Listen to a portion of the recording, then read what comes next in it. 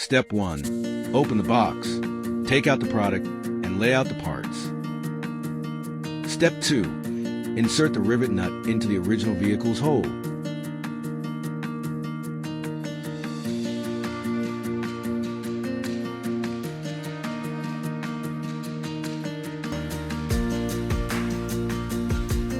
Then insert the ball studs and tighten it. Remove the bolt and bracket on the left side of the original vehicle's tailgate.